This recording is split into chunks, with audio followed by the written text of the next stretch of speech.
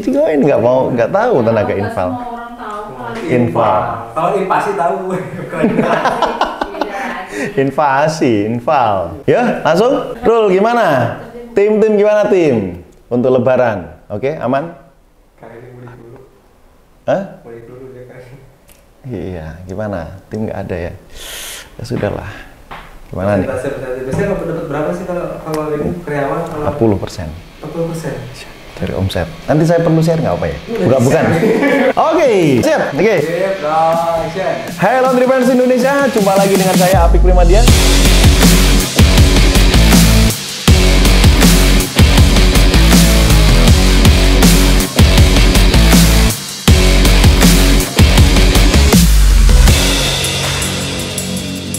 Oke, kali ini kita akan sharing yang lagi tren saat ini adalah laundry lebaran buka. Banyak yang masuk di tempat saya, di Instagram, YouTube, banyak yang minta di-share tentang, Pak Apik sharing dong tentang laundry lebaran buka, konsepnya seperti apa dan sebagainya. Khusus hari ini spesial untuk para penonton dan subscribernya Apik Primadian, buka-bukaan bagaimana konsep Apik Laundry panen di musim lebaran.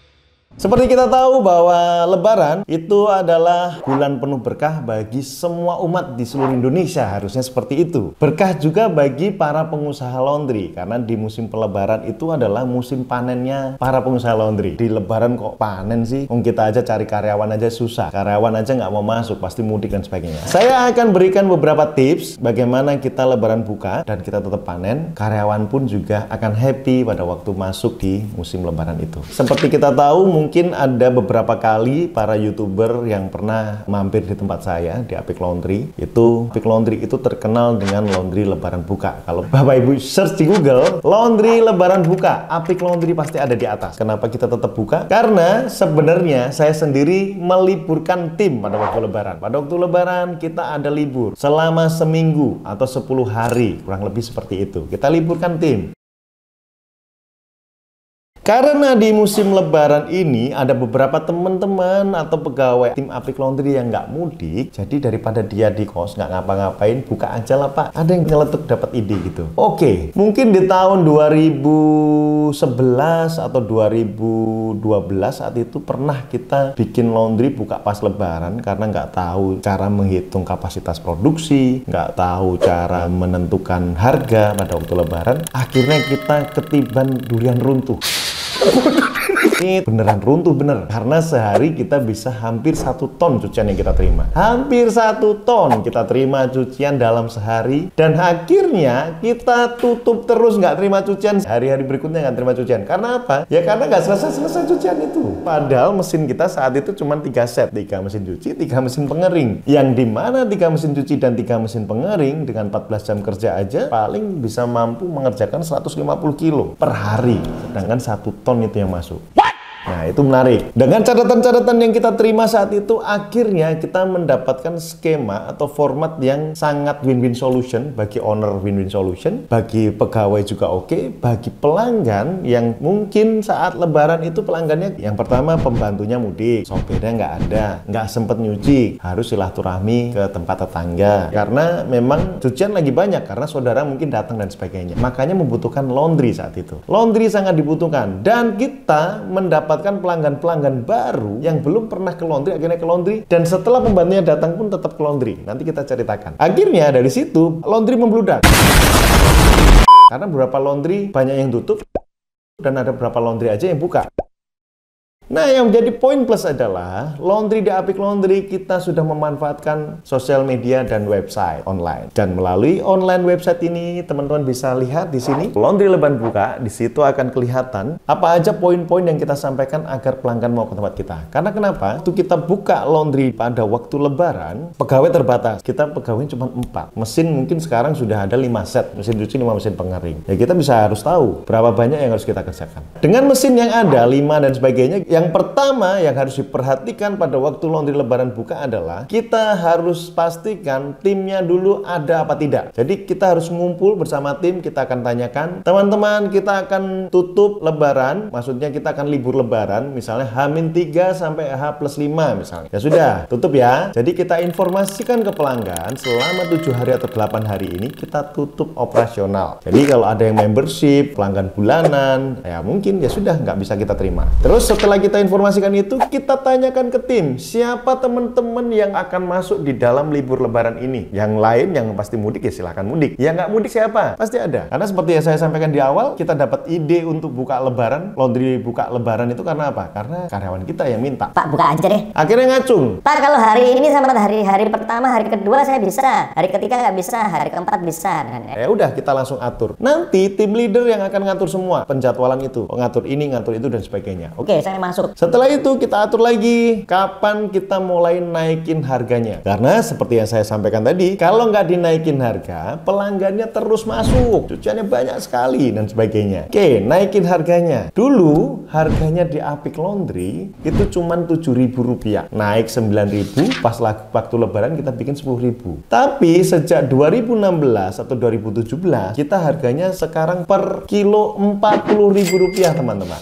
Per kilogram baju, dan minimal harus 3 kilogram. Menarik? Menarik sekali. Sebenarnya harga 40.000 per kilogram fungsinya untuk apa sih teman-teman? Bukan kita pengen ngemplang harga, enggak. Kita lebih ke arah memfilter orang yang datang. Jadi karena cucian terlalu banyak, mesin kita terbatas, tim kita terbatas, jam kerja kita terbatas, makanya kita harus batasin. Kita kasih harga agak tinggi sebenarnya untuk dalam tanda petik menolak pelan atau menolak secara halus pelanggan untuk datang. Ternyata pelanggan nggak kabur. Dulu pernah kita naikin 20.000, naikin lagi 30.000. Kok nggak mundur? Terus naikin lagi 40.000. Ya sudah, si Arul itu tim leader pernah bilang, Pak kita naikin 50.000. Saya nggak tega naikin 50.000. Ya udah, mentok di 40.000. Tapi laundry satuan dan sebagainya harganya naik semua karena memang yang mengerjakan juga terbatas. Dan kita perlu ingat bahwa di musim lebaran selama seminggu lebaran itu ada masa untuk infal. Tenaga infal itu kan mahal. Biasanya kan per hari 200.000 atau 300.000. Sedangkan di kita konsepnya adalah bagi hasil. Saya dulu kerja di Indomit, itu kalau lembur di waktu lebaran kita itu dapat per hari tambahan 75.000. Itu dapat 75.000 dan uang lembur. Total sehari dapat 200.000. Nah, di laundry saya juga terapkan seperti itu. Tapi setelah kita lihat teman-teman banyak yang pulang sebelum pekerjaan beres dan sebagainya, akhirnya kita konsepin bagi hasil. Bagi hasilnya berapa?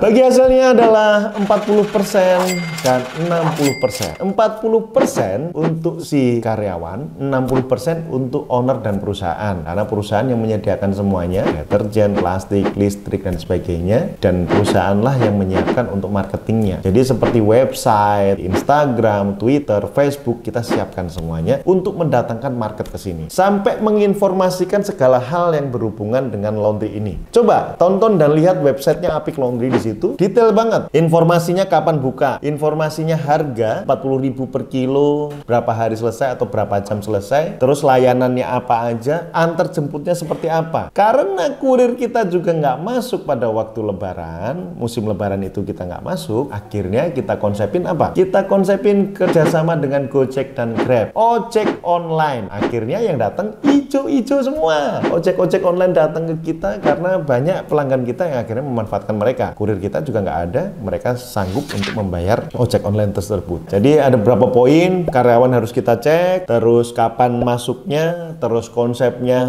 40% 60% bagi hasil, jam kerja kita berapa lama, pelanggan kita layani seperti apa. Standarnya sama seperti Apik Laundry seperti itu. Oke, yang menarik berikutnya adalah kita lihat di sini. Kita pada waktu 40.000 per kilo, kita sempat berpikir pelanggan pasti nggak mau datang dan sebagainya. Ternyata yang butuh banyak banget. Apik Laundry itu posisinya ada di Kebagusan, Jakarta Selatan. Yang datang itu dari Bintaro, dari Kemang, dari Pondok Indah, dari Menteng, bahkan ada yang dari Bekasi dan Cipondo. Kita lihat di sini itu ada nota-nota tahun mungkin 2017, 2018, kita bisa lihat nota-nota itu satu orang aja nyucinya ada yang cuma nyetrika aja 700.000, nyetrika doang 700.000, nyuci baju kiloan hampir 1 juta, laundry kiloan 1 juta, ngapain aja teman-teman, luar biasa. Lebaran memang panen berkah untuk semuanya. Dan menariknya lagi, pelanggan ini ini infonya adalah pakai gokar teman-teman. Nyuci bajunya pakai gokar. Infonya sopirnya lagi pulang kampung. Keren kan? Market kita adalah market kelas menengah ke atas. Jadi teman-teman tentukan marketnya siapa dulu agar dengan harga 40.000 aja mereka nggak keberatan. Kalau ada yang komplain gimana? Kok mahal banget sih 40.000 dan sebagainya? Kita harus sampaikan kita karena jasa seperti biasa kita layani dengan baik. Kita informasikan benar Bapak Ibu ini harga infal karena pegawai kita adalah pegawai infal. Tim yang masuk adalah tim-tim khusus. Jadi harganya kita sesuaikan dengan harga pas lebaran.